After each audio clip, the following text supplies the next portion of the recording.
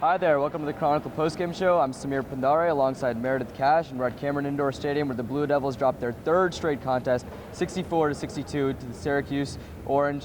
And Meredith, it was a back and forth game. The Blue Devils didn't really start particularly strong from the field. They really struggled in the first half to get their rhythm, but they hung in there and they ultimately done in by some poor offensive rebounding and some poor three-point shooting. Take us through really how that three-point shooting translated to a really difficult loss for the team.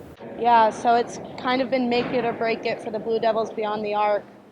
They shot just 27% from deep today, and Coach K described it as sort of a combination of missing pretty much open three-point shot opportunities and very good defense from the Syracuse Orange.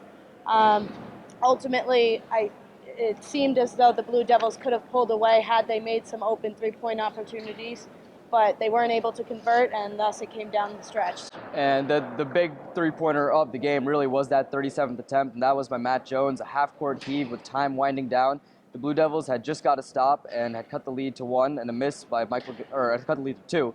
A miss by Michael Gabinajay at the free throw line gave the Blue Devils a chance to win it, but the half-court heave came up short. There was a lot of contact on that play, and Coach K described it as really an amazing play, seeming to maybe criticize the lack of call as Jones appeared to clearly get hit on the play. He actually also did have a bit of a complaint for the play before when Jones appeared to grab an offensive rebound near the free throw line as the Blue Devils had another chance to take the lead, but there was no call on that play as well, and that was another play that Coach K eloquently described as amazing. Looking at offensive rebounding, though, Meredith, in the second half, the Blue Devils just completely dominated on the boards, ended up losing the rebounding battle, 49-42 in the game.